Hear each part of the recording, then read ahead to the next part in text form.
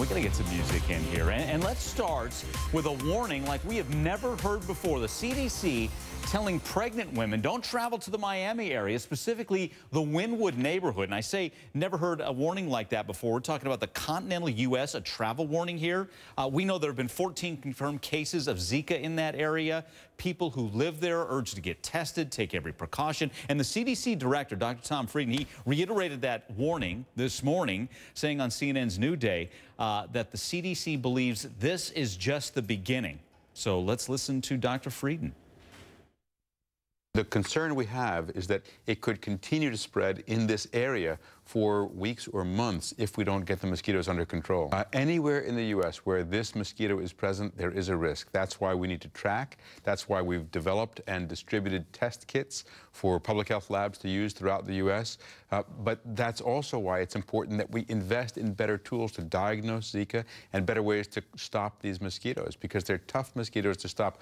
The concern we have is that it could continue to spread in this area for weeks or months if we don't get the mosquitoes under control.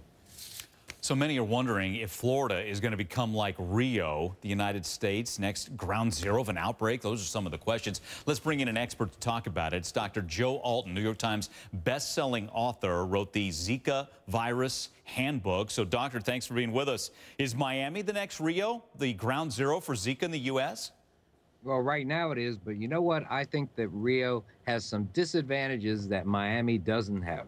You know, so few buildings in Rio de Janeiro actually have air conditioning, not even screens on the doors and windows. So that, I think, is one big issue. Many of the areas there are so poor that people just can't afford things that are luxuries over there, things like mosquito repellent. And so this is a big issue. Plus, Brazil is in such bad financial shape that they're way behind on a lot of their mosquito control programs. Got it. Well, you're kind of hitting on some of the precautions. If you live in that area, someone lives in that area, what do you do to protect yourself? Well, some of the things that are very important to do, of course, are to avoid areas of standing water, stay inside if at all possible in air-conditioned areas. You want to wear light but loose clothing, and you want to wear long sleeves and long pants. Sometimes a tall order in areas that are hot, but it is a great way to protect a large part of your body surface area. You know, one of our correspondents was speaking to a woman who's pregnant who lives in the area, and basically she's going to continue to live her life. What do you tell her? I mean, do you go as far to say if you're pregnant, you need to get out of that area? Well, I think that that's a personal choice as to whether people do that or not. I certainly would tell her to protect herself by using mosquito repellent and doing all the other things that the CDC guidelines suggest. But the important thing is for her to have a conversation with her doctor. Make sure that she gets appropriate testing. Make sure that she gets serial ultrasound tests. The ultrasound tests identify what a baby looks like, how a baby is growing, and there are circumstances where ultrasounds can identify a lag in the growth of the fetal head and other abnormalities that could signify microcephaly, a severe brain abnormality that could cause lifelong issues. Well, you're talking there about birth defects. Let's say you're someone who's been to that area and you're thinking about having a baby, or maybe you're a man, you're going to get someone pregnant and have a child. Are there warnings that come along with that? Indeed, you should not become, if you're a woman, you should not become pregnant for 8 weeks after you visit a Zika zone, an area where there is an epidemic or an area where there have been known cases. For men, it's even more stringent, 6 months or more, because it's been found that Zika virus can actually stay active in seminal fluid for months. And testing wouldn't tell you that?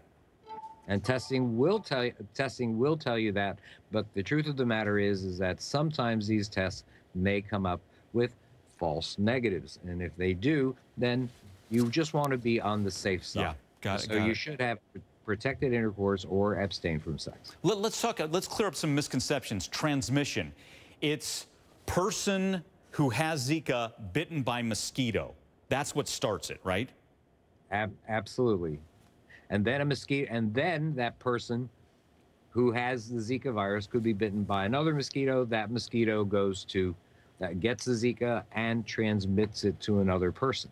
And so that is the most likely way that you can get it. But you can also get it sexually. And the CDC has just come out just a few days ago with information saying that there's evidence that it's not just male to female transmission, that it is now any type of sexual activity that involves genital secretions can pass it, and any type of sex is now at risk. This widens the population at risk significantly.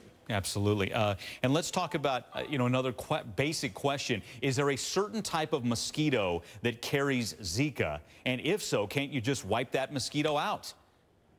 Well, the Aedes mosquito is the main mosquito that carries Zika. It is not native to the United States, but has been identified in 30 states, including the state of Florida.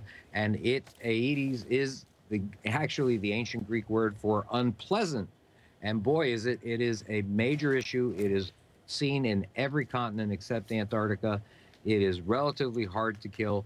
It is hardy. It bites all day. And this is a big, big issue.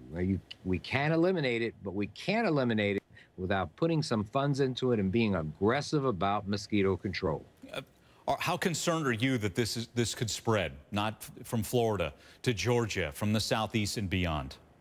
Well, I'm definitely certain that we're going to have clusters of cases in the state of Florida, in places like Texas, Louisiana, and California. As to long distance spread, well, we started off with one case of Zika in South America, in Brazil, probably during the World Cup in 2014.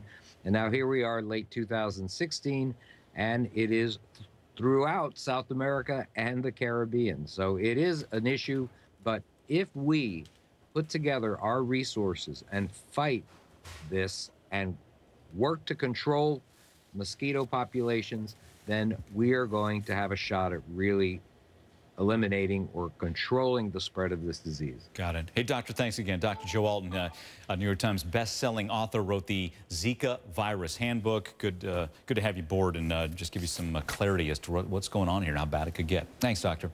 All right, 5 people